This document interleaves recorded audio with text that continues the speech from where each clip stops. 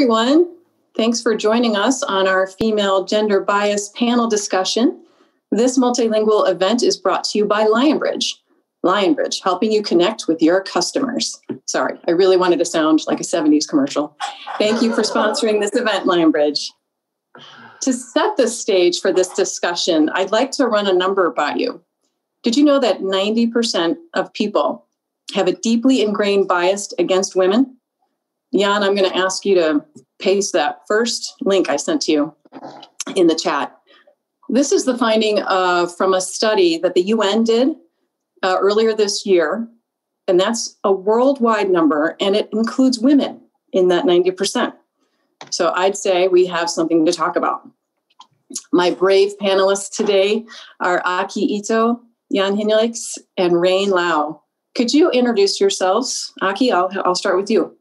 Sure. My name is Aki. I'm originally from Japan. I've been in this industry, localization industry, for like 25 years or so. I'm doing localization consulting these days, helping global companies setting up localization operations. Thanks. How about you, Jan? So yeah, thanks a lot, Carrie, for having us here today. I'm Jan Hinrichs. I'm CEO and founder of Beluga, a translation company. And I'm also founder of LocLunch, a global community of people, many of you might know, who get together and just have an open conversation about any kind of topics. And yeah, I'm very happy to be here today with you. Thank you. How about you, Rain? Thank you. Thank you, Carrie, for having me. And, I'm very honored to be with this panel today to talk about this topic that I care about. I'm Rain. I'm head of localization operations at TVT Media. I'm also the APAC Geo Manager of Women in Localization. I previously worked for Deluxe Entertainment, Google, and also Lionbridge. I really care about this topic, and so I'm excited about this conversation today. Thank you. And I'm Carrie Fisher. I'm a Globalization Services Manager at Subway. In addition to asking questions, I'll answer some of them too. And we have a special guest panelist that I will introduce later. I like to keep people in suspense. It's a good surprise. I'd like to start by saying we're certainly not experts in unconscious bias or female gender bias. I don't believe we have doctorates in the subject. Panelists, you can correct me if I'm wrong. We don't have any training or background or discovering or understanding conscious versus unconscious bias of any kind. I wanted to host this panel on this topic because it's interesting, it's relevant, and I feel with open conversation, it can be explored and perhaps understood a little better. Building awareness makes way for change. However, just building awareness doesn't automatically mean things will change. That takes day-to-day practice in our own lives. But perhaps if we are more intentional with our thoughts and actions around unconscious bias, we can slowly chip away at it. As I've stated, this panel is to delve into the female gender bias with a focus on the localization industry, but we're going to talk about other industries too, and also the educational system, because nobody gets away from this. For the record, it's pure chance that all the panelists are on the LSP side. I asked you to be on the panel because I know enough about you and your personalities, and I thought you would answer and discuss openly, honestly, and provide helpful feedback. Jan, why did you agree to be on my panel? So because of course you paid me for that. No, just kidding. So this topic is really a tough one. And when we first discussed, why, if this were something I can contribute to, I thought, I'm father of 2 kids, so both little ladies, 8 years old. And so in this sense, yeah, I have to have a part in this discussion, of course. Now I'm running a company as well, and we have we're working with freelance translators on the one hand, and we have internal staff. So gender and biases are day to day for me. And I think the main reason why I wanted to be or agreed to be on this panel is to get aware myself, to deep dive into this topic. And this is a great opportunity. And I think this is, so thanks a lot for enabling us to dive into it and to get conscious about it. Well, thanks for agreeing to be on the panel. I appreciate it. Rain, how about you? Equality is something that I'm passionate about, and it doesn't limit to gender. I wanted to say I was doing this for my kid, but then data has shown that it is really 100-year gap. I'm talking about the World Economic Forum 2020 Gender Gap Report, right? So I'm like, are we going to see that? I guess none of us, right? And also, not even our kids. But I guess, I like to think that I'm here to contribute to my effort to continue to raise awareness and propose maybe possible solution, like many of the other brave men and women before us, and make a difference within our power. Awesome. Thank you. How about you, Aki? Why did you agree to join my panel? Yes. So, bias is created, based on stereotypes, right? And when I hear those stereotypes that women, receive, I saw some similarities with, stereotypes for Japanese people. For instance, we are taught to be humble and quiet, be apologetic. You probably hear many Japanese people start saying conversation by saying, "I'm sorry, but," kind of thing.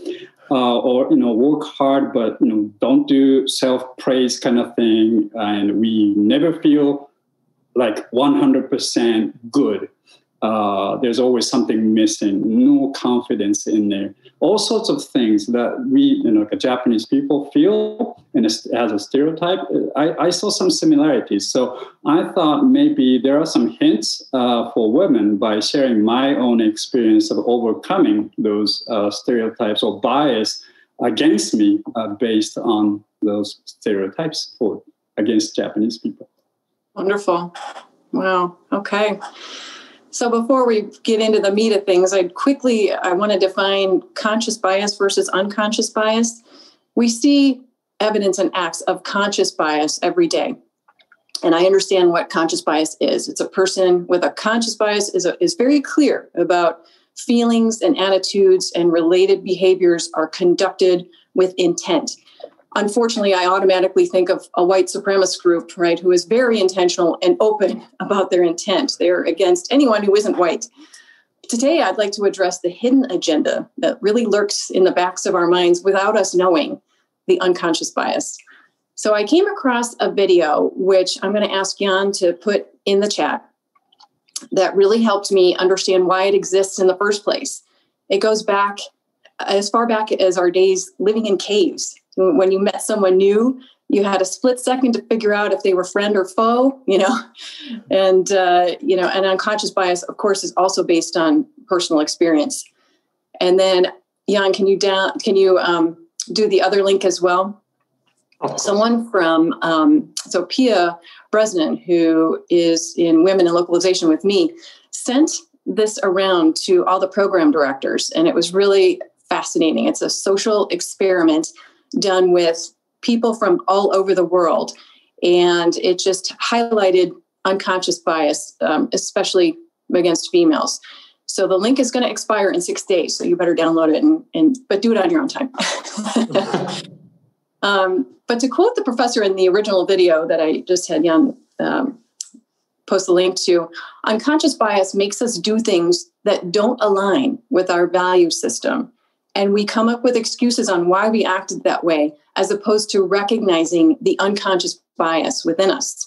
Basically, well-meaning people don't mean to do it, but we do. Are any of you comfortable reliving an unconscious bias moment? I'm sure I've done this many times, but it's because it's unconscious. Probably I don't remember many. But I remember this one thing vividly. That was when I was 13 years old. I spent 1 month in San Francisco with my host family. And one day, I asked my host mother, "What time are you going to cook?" And her reply was, "Why should I?"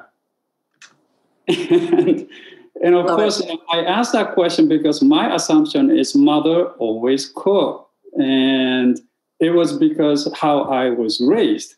In my family, my father never at home. It was always my mother cooking. When I visited my uncles and aunts, it was always my aunt cooking. And I had never seen men cooking. So that was my assumption and a bias. And that was like a moment hit me. It's like, oh, wow. Yeah, women don't always have to cook, I suppose. I love it. How about you, Rain? It was a time when I was on a business trip, and a coworker was excited to be sharing picture of his adorable new twin boys. And then, I congratulated him, and, and then I thought it was natural that I just wish that his wife was doing well.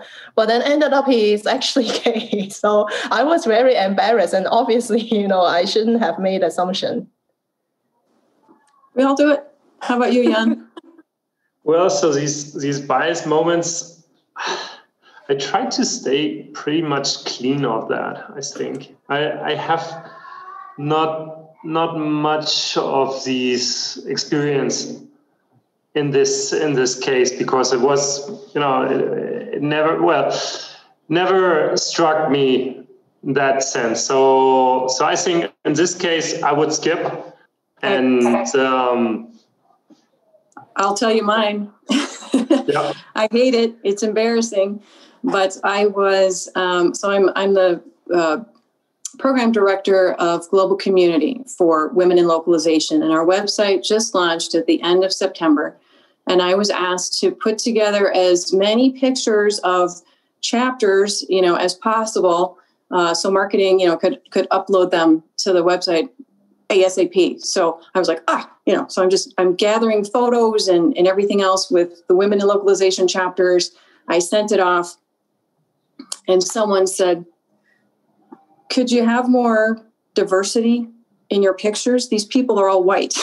So there we go. I mean, it was very recent. So I was embarrassed. That's not how I was raised, but anyway, we all have them. So how about a moment in time that you realized female gender bias or male privilege existed?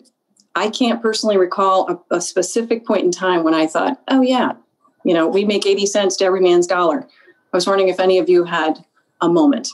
When you are hiring people and then you talk about salary, it is always a moment where you think, where you try to make up your mind, okay, so what is the situation of each person? Who is in charge? Who's not in charge? Who's more, how's the family situation? Is there dependencies and so on? And I think it's really a tough situation, because it is when you're consciously aware that you should be aware of biases, right? But still, it's so easy to fall into, first of all, positioning people. This guy is better for marketing, or this, or sales. Let's take an aggressive hunter, right? Let's find a hunter for that. Yeah, why not a female hunter, right? So these kind of things come up, and when you try to build up a human resource approach to that, it really comes down to so many biases that you have to overcome, and then to bring it, to verbalize it, and then to teach the team not to fall into it. So these are things I'm struggling with as well. Because you get sort of paralyzed with, not going too far, not going too high. So it happens, and it happens to me, and it's unconscious.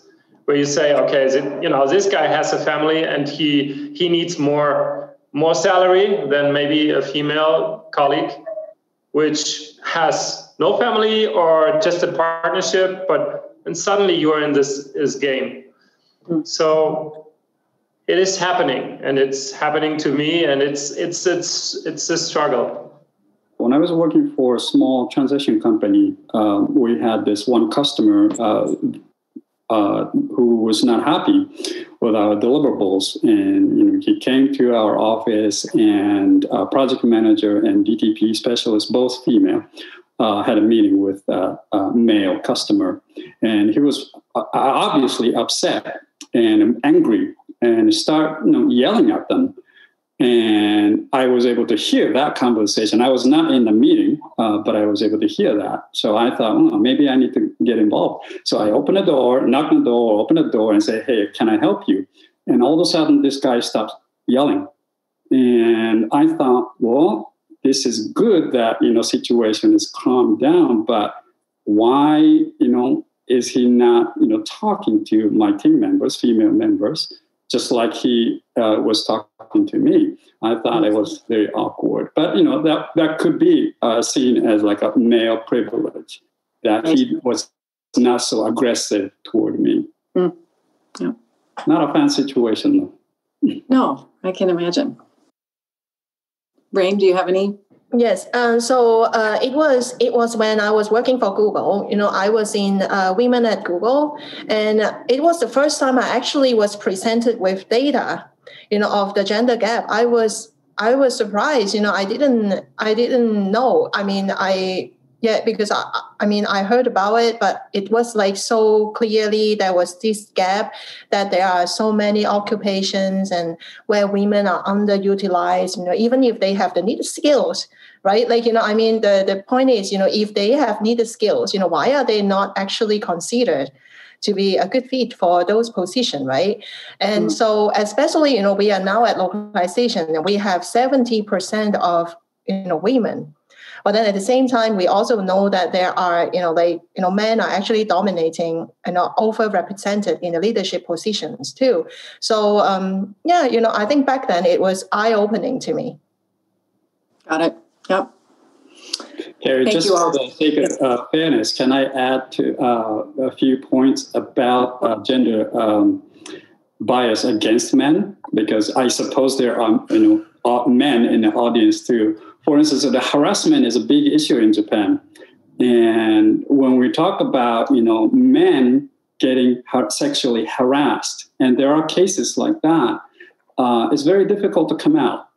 People probably don't even listen to you or believe. Some guys may, react, hey, lucky you, kind of come with that kind of comment. Right. So there are some, bias against men also. I just wanted to put that in there. And, for instance, we were raised like, real men don't cry, or men gotta be tough. And, sometimes we have a moment that we want to cry. We need to, talk about this, but we feel like we can't share this with anybody, kind of thing. So. I think that's really important. Yeah. I'm a single mom raising a boy, and this is the one place that I can actually contribute to his upbringing, and making him aware of all of these things, and exactly that. It's okay to cry, you don't have to be a man about it. So thank you. So moving on, as I said, I'm not an expert on this topic, and I had to do a lot of research to understand it better, which meant combing through really interesting dissertations, research papers, and articles. And one question which really hit home the most was, if women become well represented in a profession, does this mean equality has been achieved? And as Rain said, in all of the data that we've seen, the short answer is no. And I do want to focus on a profession outside of our industry for just a moment. A randomized double-blind study was conducted with veterinarians, a profession in which women are well represented and have been for the past 10 years. They found that when managers evaluated an employee, didn't know them, right? Just looking at the exact same achievements, but had different names, Mark versus Elizabeth, the managers were giving a $3,475 higher salary to the male, as well as having the male being seen as more competent, even though they had never met either person. It went on to say that it's important to recognize that discrimination can persist, even by those who don't think it's happening. It was a huge paper. I'm only picking out the beginning and the end. And it shouldn't really be an eye-opener to me, and yet I still can't help it. It still is. Do you or maybe your companies have policies implemented, such as like only showing the initials of a person's resume when first evaluating a prospective employee that might help keep unconscious bias to a minimum during the hiring process? I think, Rain, you have from Google the most experiences in this field? Yes, of course. There is a lot of policy, but I like to also mention, even, today at TVT Media, I wanted to share a little bit of things that we are doing, in my day-to-day now, in my current job, we haven't been seeing a real bias against women in recruitment, or maybe because, we haven't been hiring a lot of women, in very high position yet, so that might be it too. But, I think as we have seen, in data and, what, we have been talking about, it's really more about the glass ceiling that women are facing, right, when they are climbing up their career ladder. So what we are doing at TVT Media is that we are trying to make an effort to bring equality to the workplace, right? Like some of the bias, for example, like women taking longer maternity leave, so when they are pregnant, they are not as productive and etc. Right? So we are trying to make sure that we are bringing equality by offering paid parental leaves to both male and female employees. Because we recognize the shared responsibility for both of the parents for newborn babies. I think this is some of the efforts we are trying to do. And I believe, bringing more equality is, could be one of a possible solution to be helping to address some of the bias. There was this LocLife event from Javi the other day about the LGBT community. And they were like very much about, not using video as a indicator for first impression in order not to get biased. So, and the thing was that just in that moment, we rolled out a video hiring solution. And I was like, oh gosh, so I'm doing it wrong, right? Not to get biased by the first view, because first views are so important to influence us. And immediately, the older we get, immediately we put people into the small cages, right? So, but on the other hand, we had a lot of discussion afterwards. So you can, first of all, you can listen first hear the video, and then watch the video, to run against biases. This is one part. And the other part is that we're trying to use AI-driven personality assessment tools out there. So basically, it makes you this culturally fit we were talking about before. So this is something, it helps you to analyze who is a fit for the team. And it's not only gut instinct anymore.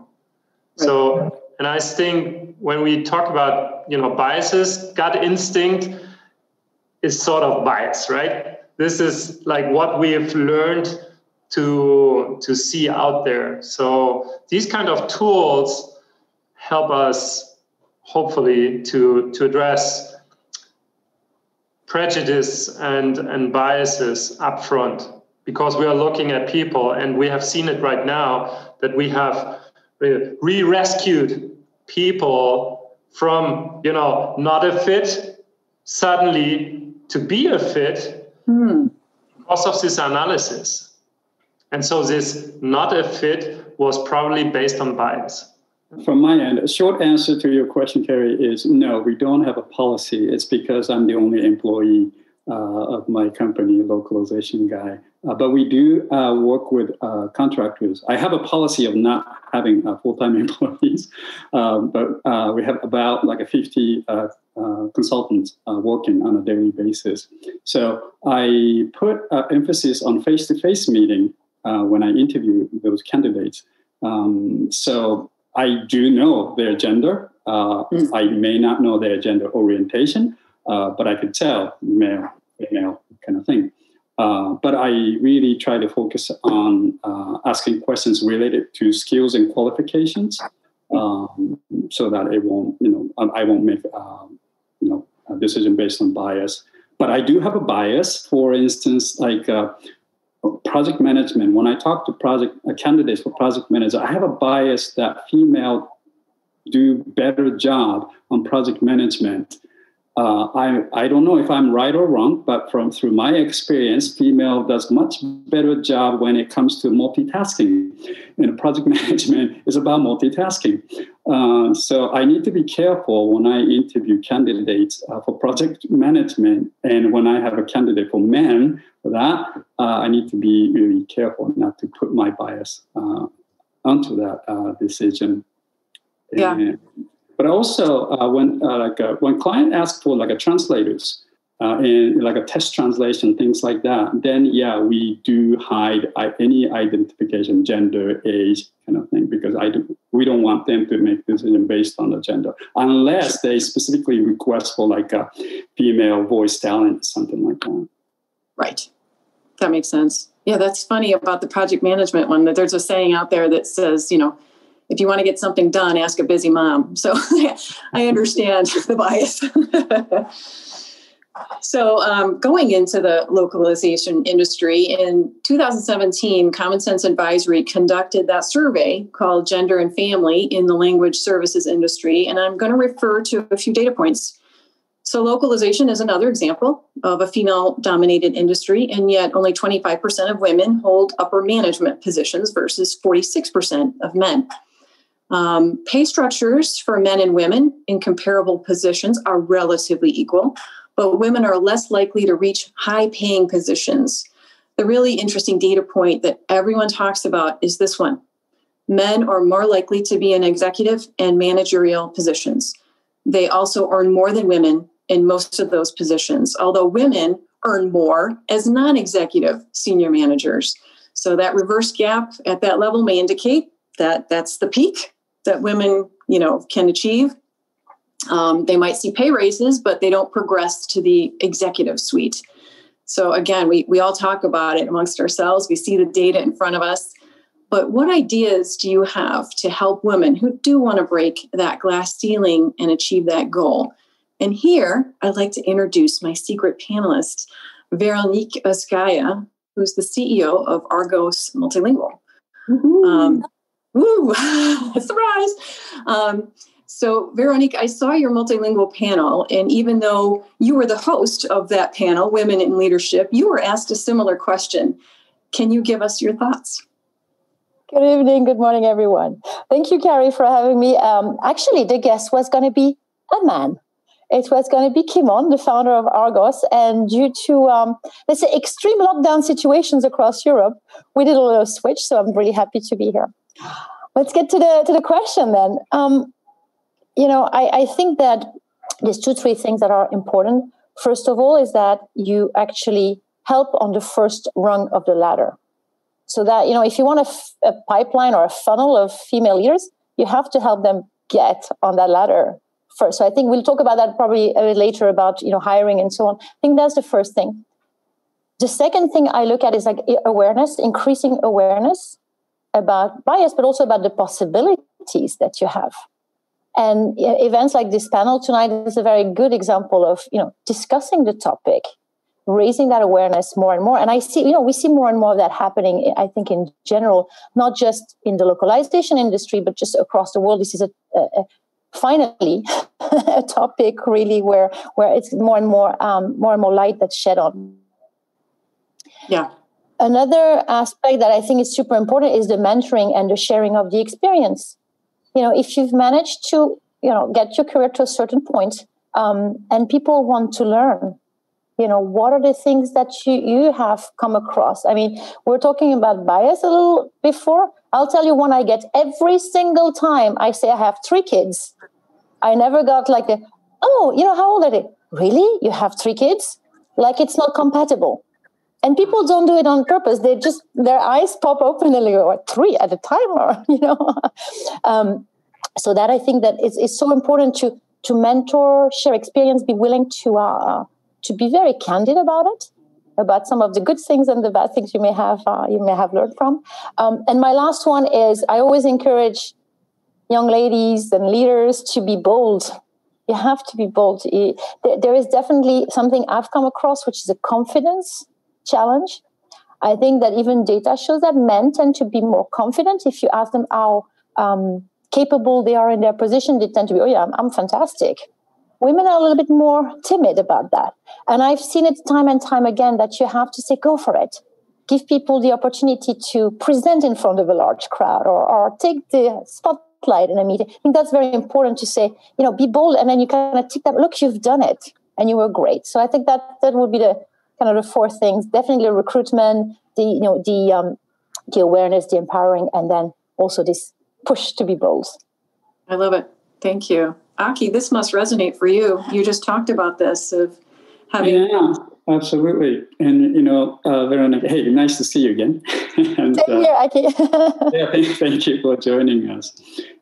Talking about this, be bold, for instance, I see the exact same thing for, say, Japanese people in general. Like they wouldn't try to become like a panelist like this because they don't feel like their English is 100%. They're good enough, but unless they feel like 100%, they wouldn't try. So what I tell them is you got to have, it's difficult for them to understand. If I say, hey, have a confidence, they won't get it. But I tell them, have this attitude, who cares attitude. You worry about how people react to your comment or how they react. And always when you have that moment, you tell yourself, who cares? Yes. Because you keep saying that, then you can become bold or try new things. But let me also share some of the things I think. And this also applies to men or any human being, I believe. I think if you want to go up a ladder, I think first you need to know how much you want to achieve. How much you want to go. And also, you need to kind of understand there's a price for it. And are you ready to pay for the price? And Veronica, you may be able to share this, your experience in order to take the CEO opportunity. What are the, price you paid for? It could be like some of your colleagues, good friends in office becomes enemy for you because you have all of a sudden you're their boss, or you may have less family time or, constant scrutiny by industry people, whatever. All those things, there's a price and you have to be ready for that. So the question really is, do you know how much you want to achieve? And are you ready to pay for the price? If you have a commitment, then next step for you is to find the right company that, gives you at least an environment to, give you a chance. Now, if you can't find the company, well, start your own business and become the CEO. That's a possibility. And another thing I would like to point out is when you want to be, let's say, successful or achieve something, hang out with women who have already succeeded and established. Don't hang out with the people who haven't gotten there and talking about these are the things we should be doing.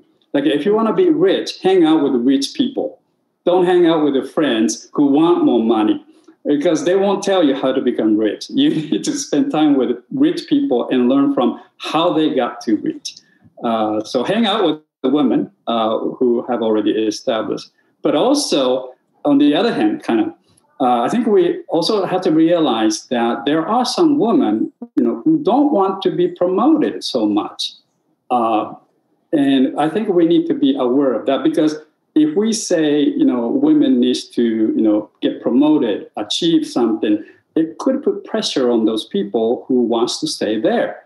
And so I think we need to be aware of that. And also, I hope nobody is at this point, but in the audience, if you are at the point where you feel like a beaten or just absolutely see no hope about this gender bias things, then, don't listen to what I just said. You don't need to do any of these things. Forget about it. What you need is you need to heal first, right? And you need to tell yourself it's okay. You need to tell yourself I don't need to change. It's okay. Who I am is just fine. You need to heal first. And then when you are ready, then you might want to, have a friend or family members talking, share your experience. And then maybe when you get ready, start thinking about, okay, how much I want to achieve and, do I have a commitment to that kind of thing? So, and I hope, nobody's there, but in case some of you feel like it, just tell yourself it's okay. You're just fine. I love it. Self-care. One of my big topics. Love it. Rain or Jan, do you have any thoughts about that glass ceiling? From my side, we're not so big to have a ceiling already. So I'm rather trying to balance the team because I'm a very I believe that a mixed team of equal diverse personalities. So that means man, woman, young, old, culturally rich, is able to create new stuff. So I'm German. I live here in Spain. My wife is Spaniard. Our kids are Spanish, German, and this mixture makes it interesting.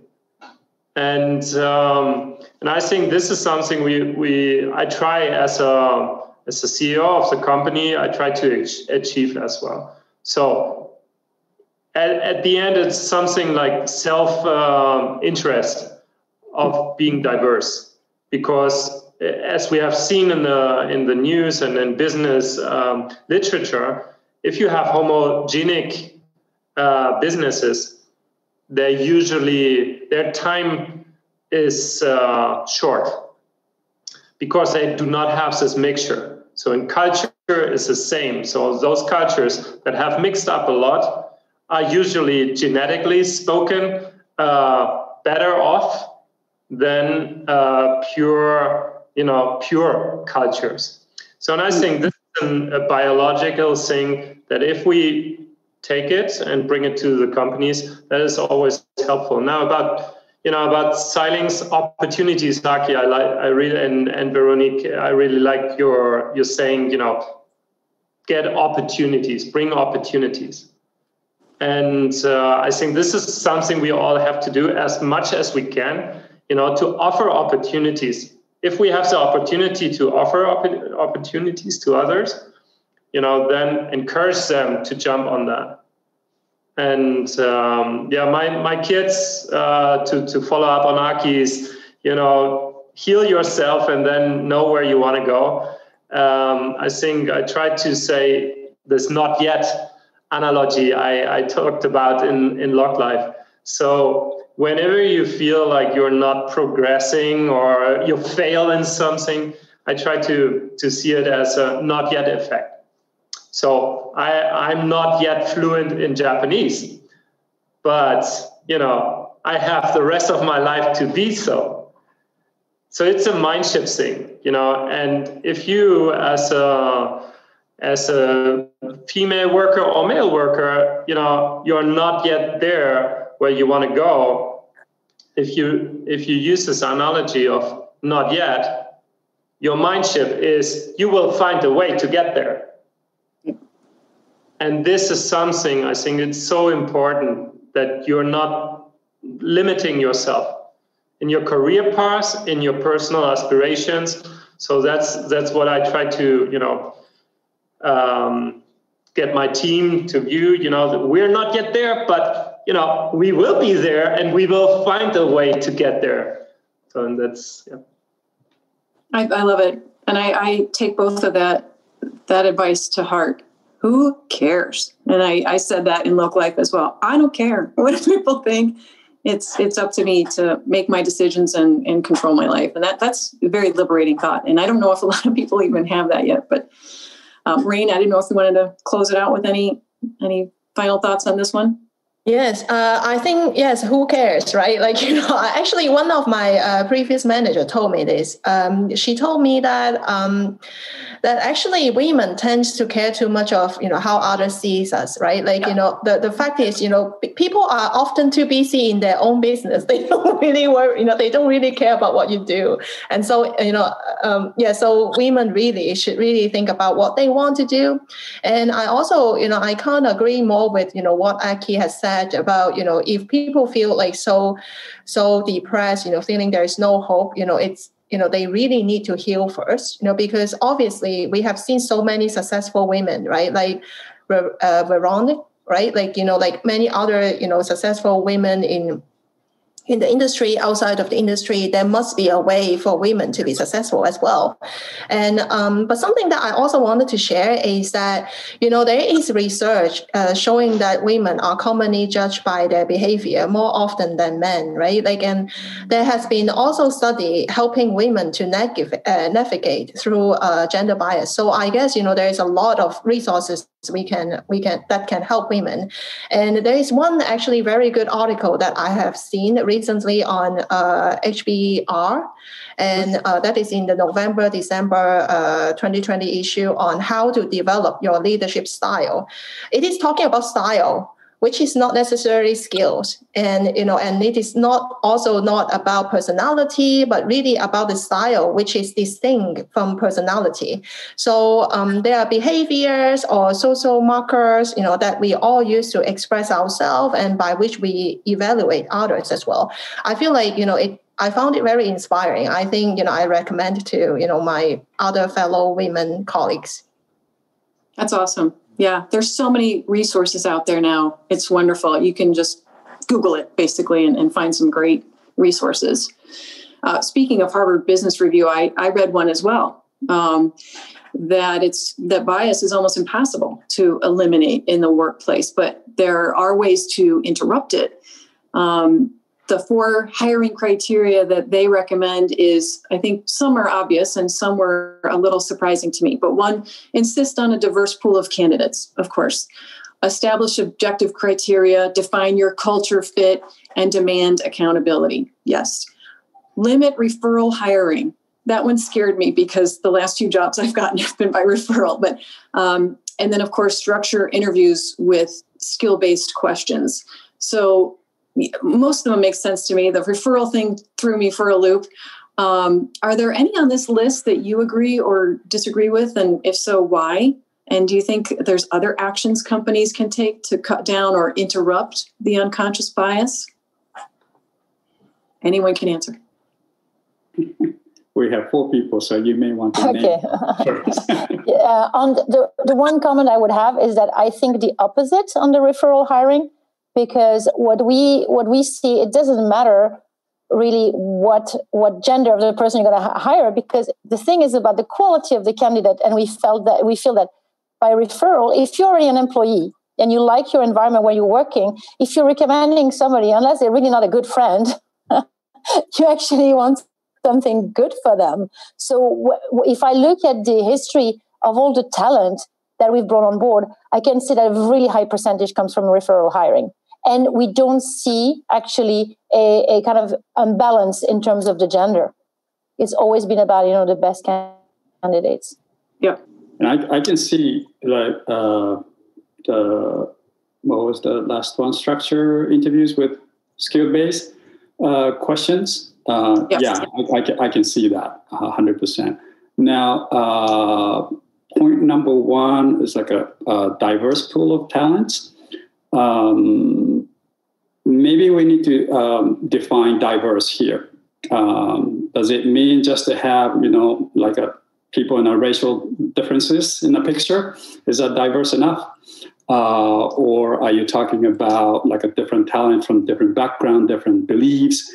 I'm saying this because diverse sounds great, But in reality, if you have diverse group of people in the office having different agenda, different priorities, it's got to be a chaos. And in a workplace, I don't think people wants to have chaos every day. And you need to be able to manage that chaos. And of course, this chaos kind of thing creates new ideas. So it's encouraged also. But I think there's a balance of having somewhat like a steady routine kind of expectation in a workspace, but at the same time, being able to kind of encourage diverse. So I think we need to have I haven't read this article, so I might be talking out of context, but I think we need to kind of define diverse. And also the second point of define culture fit, for instance, I don't know if that means, you want to have like a define culture fit and find those people who fit into the culture. If that's the argument, then I might argue back and say, well, that's kind of against diversity. You put some kind of cultural, identify, this is our corporate culture. Are you in or out? That's kind of not diversity. So again, I guess I need to have that clarification of what do they mean by that. And right. Last point of referral hirings. I'm with Veronique. I have a lot more better success rate with referrals. So I don't know why we need to limit the referral hiring. I don't know. I don't know. It was just fascinating to me, and that's why. And Harvard Business Review is very respected, and they do a lot of research, and that's why I wanted to put it out there because I don't agree with that either. So. I guess, sorry for just jumping in. So I was just thinking, regarding referral hiring, right? I guess the point here is that if everyone could be biased, right? Like, so you probably would recommend people that you think they are good, but there might be other people who are as competent, as good, a fit for your role, but you may not be actually considering them because you're limiting your options. If you are only you're relying on referral. But I agree with what everyone has said. We have got, even in my own experience, there has been a lot of success in referral hiring. But I guess that's the point why we wanted to limit it, or at least not to say limit. Shall we say that we will both, be open to, candidate that wasn't referred by anyone, but also the referral, and you are, giving equal opportunity to both. I guess, that's the point, right? The other thing I also wanted to say is, I actually agree with all the point, but then I would say that number one could, from my experience, could be the hardest because we do not always get a very diverse pool of applicants. Like, people who apply to the job, they apply, they are interested in, those roles, right? Like those may not be actually as diverse as we want it to be. Now, from what I said before, I think sort of technology-driven analysis adds a lot of, another level to not be biased. And it is a mix. And you have to care a lot of the mix of how you hire. Referral hiring, I think what Rain said before, it is, to avoid that the group gets too homogeneous. Because referrals are at the end, somebody who is like you, and it's a buddy of you, and you limit yourself for new ideas. So it's a tough decision, but I think we try to be as open as possible. One limit we see in these open thing is contracting. Actually, we're living in a global economy, doing work everywhere, especially in our industry. Now it's not so easy to work with somebody outside of the outside of Spain, then outside of the European Union, and then forget about, somewhere in the world. So it's not just about, the wish to work with a diverse workforce or from people everywhere. Then you have this legal battle to find the right structure, contracts, and give security to the new hire. And so it's all, yes, in theory, that's great. But in practice, I notice it's pretty challenging. And when you want to be on a legal safe side, then you say, okay, just hire somebody from next door, right? Because it's all in your place and it's way easier to handle, especially if your company is not yet so big, and you do not have the resources. About referral hiring, if they mean don't just do referral hiring, I completely agree. But when they say limit, if they mean like a limit to 10% of the candidates coming from referral, I don't see the reason of limiting it for any reason. And reality is, if you get the candidates from like open, source, like your vendor management or recruiter, find those candidates. When you go through the interview process, you already have bias. People hire people they like, and so I don't think just because it's not referral means you become somewhat not biased or bring somebody who do not agree with your value. Like if you really want to promote that, I would challenge that you let your colleague just give them job description and let them hire those candidates. You don't get involved because then there is no your bias into this decision-making process. I like it. Data-driven stuff, which is my next question, really. The same report, from Harvard Business Review went on to mention that meetings were a problem in terms of what gender spoke more. So women participate in their studies. Women participate 25% less in meetings than men. And they also said there's a free online tool out there that helps companies track who speaks in meetings and for how long. And this seems like another impartial and data-driven way to look at part of the problem that was discussed or described above. Are there other ways or tools you can think of that might help disrupt gender bias or at least bring more awareness to it? Jan, you already mentioned the AI that you employ. Exactly. Is there any other thoughts you have or anyone on the panel about this? Well, I did some research on these tools because of LocLunch. Of course, we have this situation of, large online conferences and everybody talking, and it's a conversation. It's not like here where we have a moderated, fine-tuned, everybody has a say situation, but 1.5 hours of unstructured conversation. And of course, we see this, the who speaks loudest and most, right? And it usually is male. So I was looking up a few of these tools because I wasn't aware of them either. I saw it in our preparation for this chat.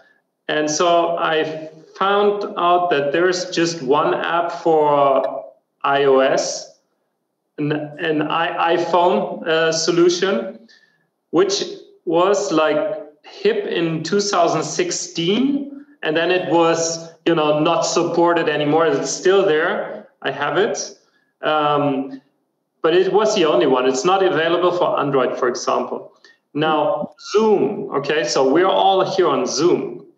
You go to the App Store, Zoom, and I was actually in contact with Zoom to ask, so what about speaking time? Is there any application that helps us to limit speaking time, or like a red flag, a green flag, your time is off, right? Now you need credit from the other to speak along or something like that, and it's not there.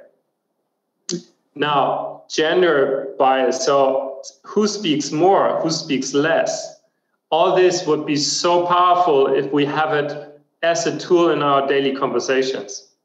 And I think for Zoom, for example, just to have the option as an organization to say, okay, I want to control gender speaking because of this bias that women usually do not speak so much. and say, I'm a little bit laid back. I don't want to be seen as, what a burster or something like that. So that you get statistics on that. We have statistics everywhere, but not here. Mm. So maybe I would really hope to see more of this integrated in our tools. And I was using this female, male, word, gender API thing I've posted about. This is just one thing, but if you go out Googling application in this sense, there's really little you can find. So I think, talking is one thing, but actually out there to implement tomorrow in your company there's nothing. An opportunity. We have an opportunity, folks. Develop this app. Hello. Absolutely. And for Zoom, for our Zoom calls, for our Lock Lunch, that would be excellent to have sort of control, not to spot that somebody talks less or more, but to be aware of it. Right. Yep. Anyone else have a comment? I have a comment which is not related to tools, but to the pay gap. Because data also shows that coming out of university, young men tend to be the ones asking most for an increase in the salary or the package that they get compared to women. Women tend to, I think it's like something like nearly 50% of men ask for more on the first job and only 7% in women. And I think as an organization, we have to review that and make sure that there is no pay gap, that for equivalent positions, people have got the same reward, experience, number of years in the position. I think that's something, maybe not in all countries. I'm a French national. I know this is still a huge problem in France, and something that for same position, they can be up to 30%, pay difference. In Spain, from next year on, we have a law. So it's set by law that each company needs to justify pay differences for the same position. And you can get fines up to, what was it? Some 80 or 90,000 euros. Wow. So if you are not able to explain why, your female worker and the male worker on the same position in the same duty have differences, then you better reconsider as soon as possible. I think it will become effective by April this year, next year. Next year, okay. Maybe it helps. We will have to have this discussion next year. yeah. We'll have you host the panel next year. Awesome. My daughter, who is a college student, shared her frustration related to this. So she's, due to COVID, they're all taking classes online. Yeah. And she was telling me that usually male students dominate the conversation, questions, and usually, according to her, they are talking about no nonsense. It's just blah, blah, blah, blah. But taking up time.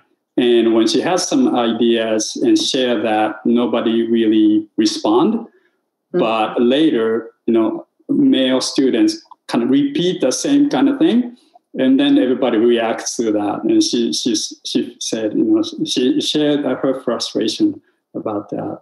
Now, about this, management and a meeting, I'm more like an analog kind of guy. So I want to put one thing. I think meeting leader or the manager can play a significant role here. So at the beginning of the meeting host will set the tone. He say, hey, if I feel like somebody is taking over conversation or speaking too much, I might interrupt you guys. I might stop you guys. And I might ask others to, talk. This is the expectation, and we're going to start the meeting. And when that happens, the host can say, hey, thanks for that, but, I want to hear from somebody else.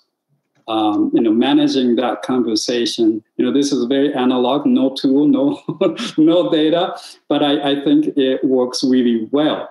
And this is one of the areas where I see big similarities between female in general and Japanese in general. Japanese people usually don't speak up in the meeting. So you kind of have to encourage them and give them opportunity and ask questions like, what do you think? Yeah, great. We're actually at the top of the hour, I just realized, and we wanted to leave 30 minutes for questions. And since I'm on my phone because I couldn't get Zoom to work on my computer, I'm hoping that one of the panelists, can you look at the Q&A? Is there any questions that are... Yes, sure. There's one question coming in. So we have two questions right now. So let me start with the one from Karen Redift. So any suggestion on how to raise our girls to break the stereotypes, and the boys too? What are your thoughts? Oh boy, do I have thoughts. No. And I'll tell you about a really interesting thing that happened recently with my son. So, I've been around for a while. I'm 52. I've seen all kinds of things. Anyway, there was this post, social media maven, I forgot her name, and she put together this video of all these women, and it was about feminism. And it was these young women's experiences, actually women of all ages, experiencing male privilege and sexual harassment and all these things. And the females were really fighting back hard and saying, you need to, it was very emotional. It was very kind of rough. And my son got really upset because he said, is this feminism? And I said, well, it is for these ladies. This is an important thing for them. And he said, I don't act like that. This video is wrong. And he actually, we sat down and talked for about an hour and a half about this. And I think it's because I've raised my son as an enlightened male, if you know what I mean. Men and women are equal, this, that, and the other thing. He doesn't see this as, he doesn't understand it. And we even talked about it last night because I told him I'm doing a panel, be quiet, go to, don't get up, stay asleep.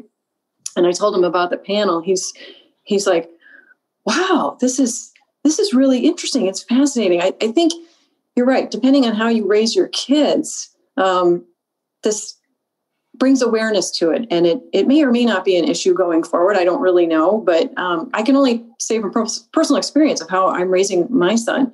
And I was really interested, and we actually kind of cried when we realized the other person's opinion, and he didn't understand feminism as being this video. And anyway, that was my experience. It makes an impact how you treat your children as they grow up. So that I'll stop speaking. I have three girls. Here you go. So, but two things. One is like what we did, and they're still growing, and there's still some of, which was really about the confidence. My husband and I, we said, you know what? Really, we know that, generally that's something that you see in adult women, maybe in the workplace, a bit less confidence than men. So we said, what do we do about that?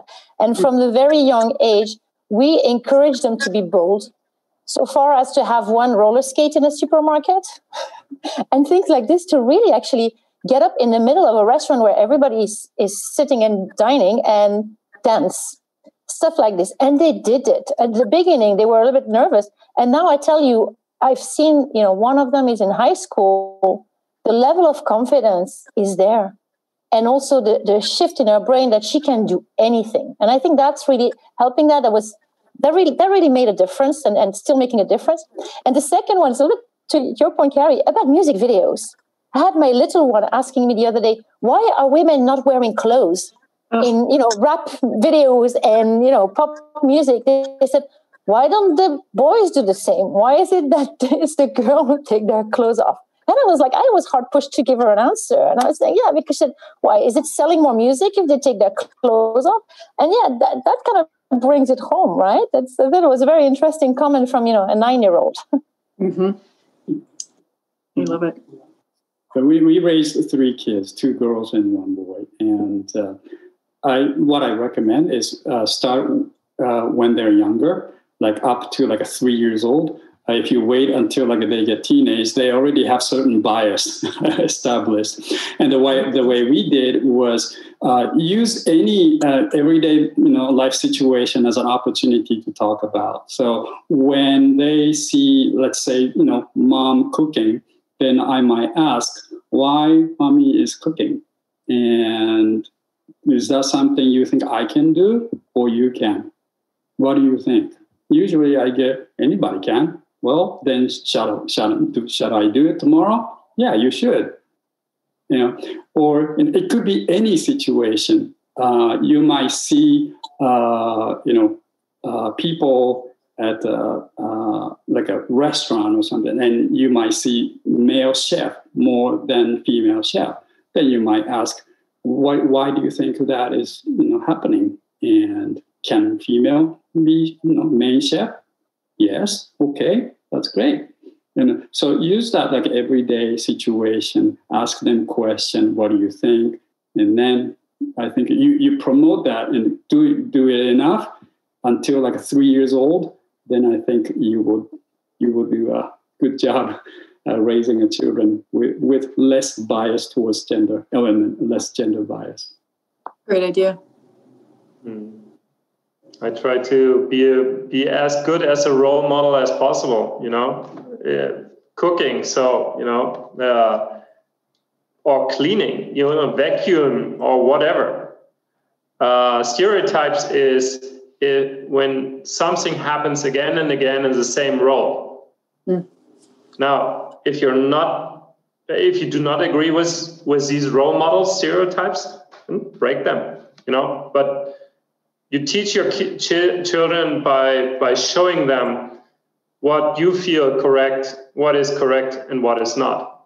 So if we are all aware that there's a huge gap between female salaries and male salaries or opportunities, try to be a spearhead for something like that. Today we are all here because we want to raise awareness of a topic. And I told my kids, my 2 daughters as well, I will be on this panel to talk about that. And this is an opportunity for me to learn much more about it. And at the same time, maybe a grain of sand we add to changing things. And hopefully rain, it's not about 100 years. That is so shocking. I think this is just if we stay the same progress. So it's now for us to make it exponential and to not go this way, but maybe this way. Mm-hmm. Yeah, demonstration I think is very important, and very good point, because kids are really paying attention to what you are doing. You might tell one thing, but if you don't do it that way, then they follow what you do. So if you want to teach, for instance, girls to be more, confident and bold, then you have to show that. You have to act that because they are watching how you are, behaving, and they follow your behavior.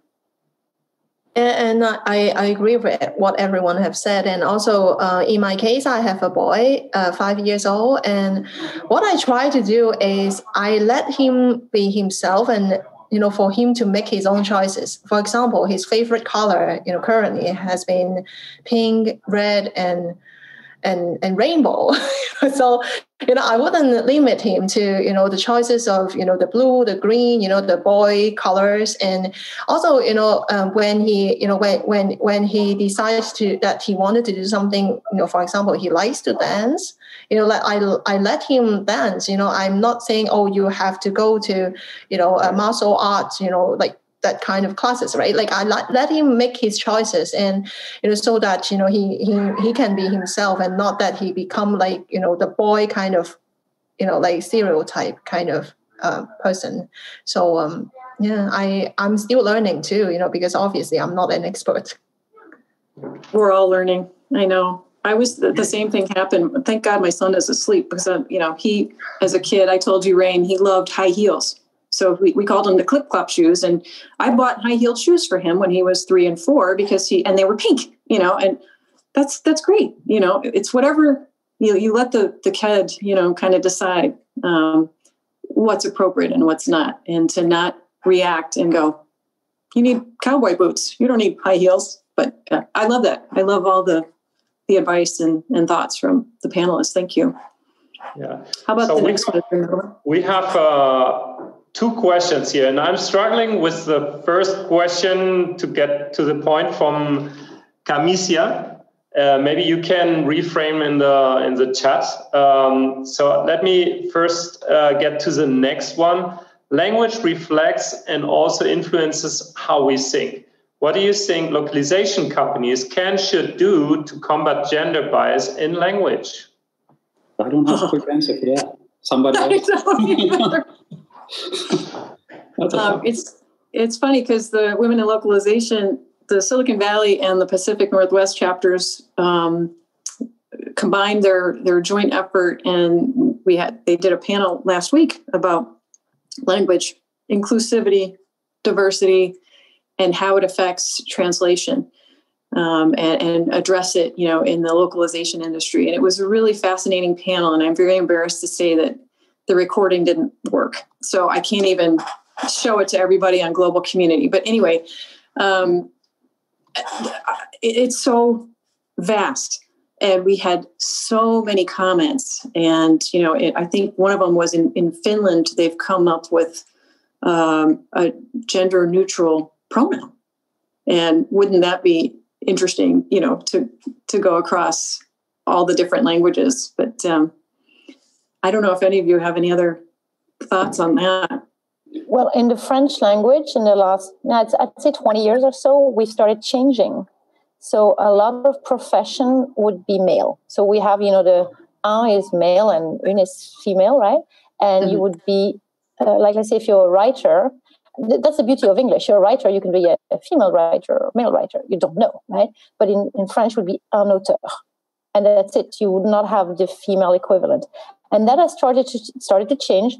I mean, what is then is the application of this, right? If you wanted to really take, you need really people to start using it. And you're starting to see now that even on television, for example, the presenters, they are following the rules and actually applying these new terms to actually reflect the gender of the person they're talking about. And I think this is positive because it's saying, a writer, it can be anybody. And same thing, a lot of professions like this that were all male.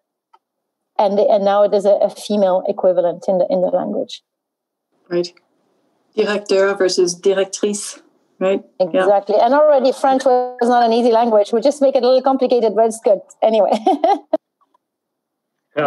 So Carrie, the video, I don't want to spoil, but the boss, right?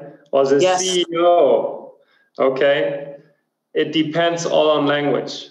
This is not working outside of the American language because in American language, there's.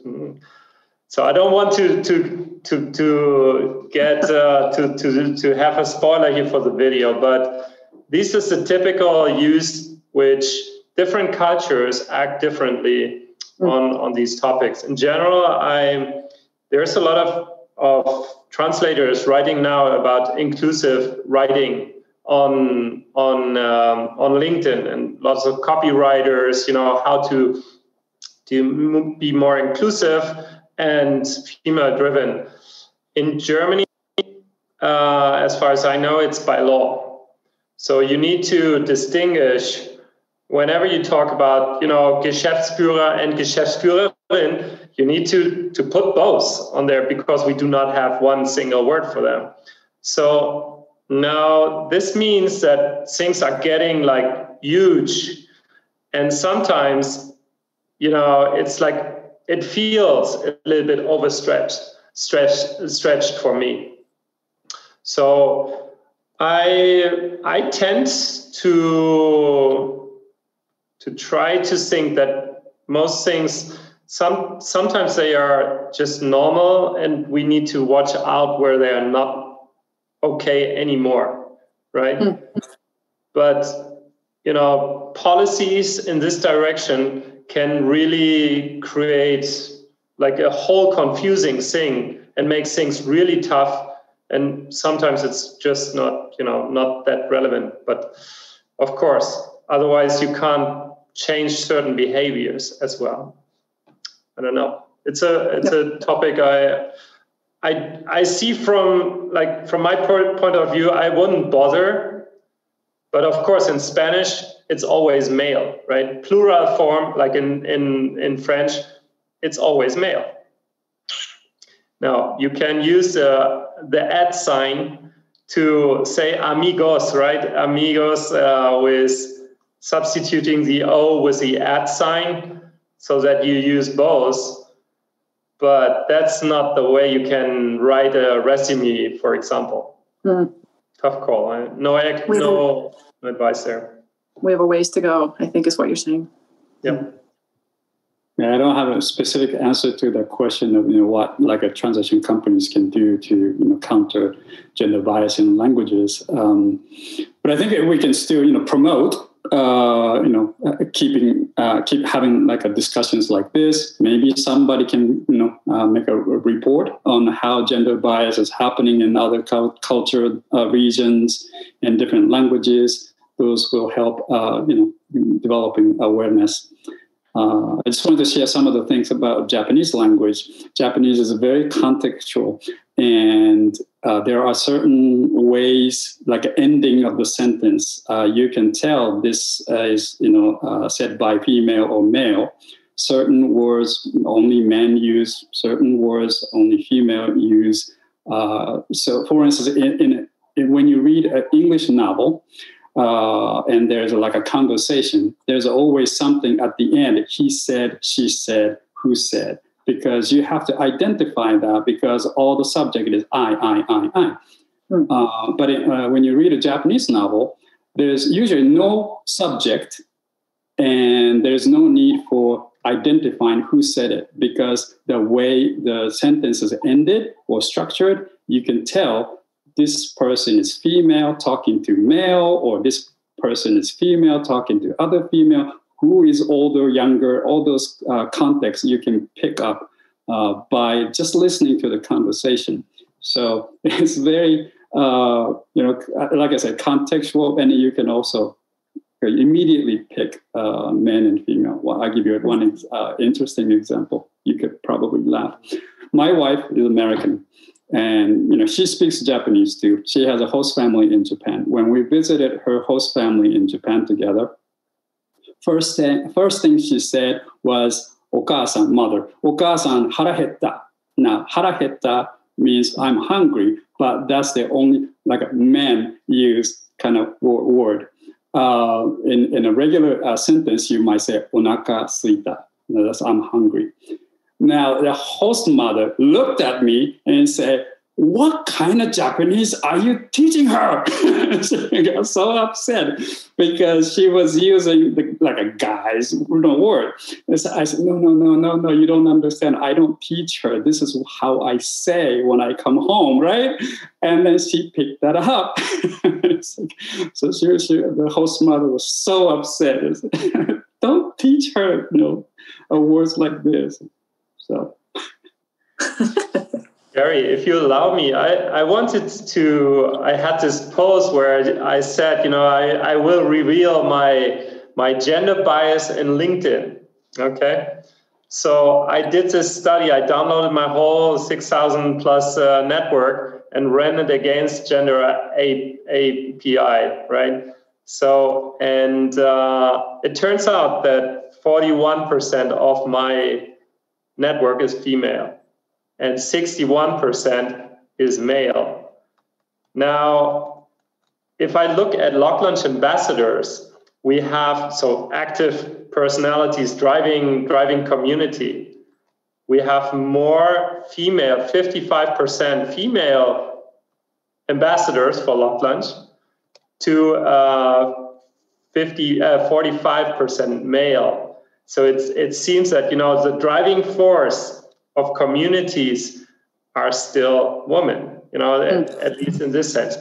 Now, however, LinkedIn, at least for my little representation, it's a male-dominated network still, at least in my sense. So it could mean, and then I tried to figure out, I did another search to see, how many people do we have in our industry with a title of director?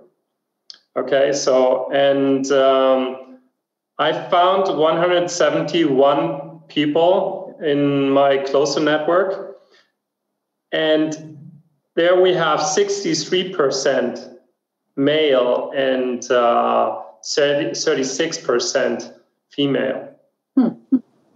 So we're still, and this was just, we have the CSA figures and data.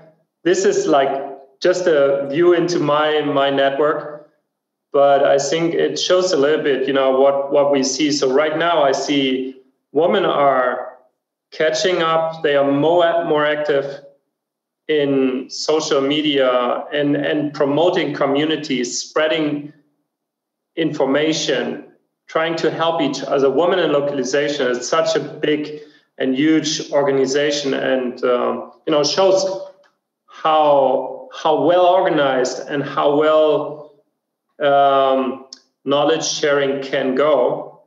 That it attracts like huge amount of space out there. So that's great. Lock Lunch Ambassador is the same, but however, we still see like women less active maybe in general. And this is something like what Rain mentioned before. We see lots of people on the ground, but then moving upwards, it's getting thinner and fewer. Right. Yeah. Just as That's interesting. The Jan data. Yeah. We should all do that. That's really interesting. Yeah. And you did post about that. I saw that. Yeah, I promised I would only reveal data here in this talk. Yeah, because you're already getting a lot of comments, I noticed. Well, this could be a man's game. This could be a women's game. Yeah. Yeah. And then people say, okay, so female and male gender. Okay. Just female and male. And then we open the discussion in orientation, gender That's orientation. Right. And so what happens to all these 20 plus other orientations, which is not just male and just female? Right. Yeah. I think a very interesting discussion. And when we talk about bias and we go away from female bias to, open up to all these different aspects. So what we're talking about, it's hard to grasp sometimes. It is. But it's great to talk about it. So when we talk about like a gender bias also, like we're mainly talking about, man and female, but, like I know female has certain bias against other female, and men also, among men. For instance, I'm an Asian man living in the U.S. now, which is different from like, white men living in the U.S. Like you picture yourself and like I picture this, CEOs in the U.S. Who would you picture? You probably pictured, white men. Who would picture, if you say very athletic person, you might have pictured a black person, And, we're men, same men, but within this, men, we also have this, bias toward the background or racial background or cultural background. Like a leadership, for instance, you might see, if you have a comparison between tall white men and a good-looking and short, not so good-looking Asian men, which would you see as a company leader? There's a bias for that, right? So it's a lot of bias. It's not just in a man and a woman, within the man or within the women. There are lots of biases out there, I suppose. Very true. Yes. So we only have 3 minutes left. Is there another question, Jan? Or? I would say the one from Kamisia was about gender bias in hiring. And, what's the typical candidate of color, what can they do to enter in the job force? For a young person, I think what you said before, being bold is very important. And not to limit yourself, not to believe, okay, I'm this or that, I'm tall, I'm nice, I'm not nice. Start with yourself, like yourself, what you're doing, and believe in that you can change a lot. And there's a long way to go. And then, you will show others that you are confident about yourself. And then you will get promoted, and probably you reach your goals as you go. Yep. I talk with lots of students about this topic, how to get a job. And a lot of times I notice that they are the ones who are putting brakes on themselves in terms of potential. They think, for instance, we're not good enough because we're just getting out of college. There are so many more experienced people out there. So first thing I think we need to do is remove the brake that put on ourselves. And if you can do that, I think opportunity will open up at least a little bit. So I think that's the first step you need to do. Yeah, I just had a comment. As companies, what we can do is actually encourage interns, encourage people to do job experience when they're just fresh out of college. Or even if I've had young people of 16, 17 doing this job experience as part of their curriculum, going just before university. And I think that also gives them that helps them define the avenue that they want to follow, because maybe they have a certain idea also of the corporate life. And when they get there, they realize maybe that's for me, maybe that's not for me. So I think that we can also play a role like this in opening doors and welcoming young people. And again, it's about giving opportunities. And seizing them. Yeah, I think you're right. I think we're more self-critical when it comes to when you look at my skill set, experience and all that, self-critical than how people actually see you. So stop over-criticizing yourself and tell yourself, I'm going to let them decide if I'm a good fit or not. I'm just going to present myself and go for it. If they don't like it, hey, that's their loss. So that's right. That's, again, not caring what others think. Just matters what you think of yourself. Yeah. So I'm going to stop us there. It's been an hour and a half of really interesting discussion. I loved hearing all of your perspectives. Thank you, MultiLingual, for letting me do this. You offered me a panel of the topic of my choice and panelists of my choice, and I couldn't be happier. And thank you, Lionbridge, for sponsoring. And most of all, thank you, Rain, Aki, Jan, Veronique. Merci. I really appreciate it. And I really liked hearing from all of you. So thank you. Thanks, Sarah, for inviting me. Always a pleasure. Thanks. Nice meeting you. Thank you so much. Take care, everyone.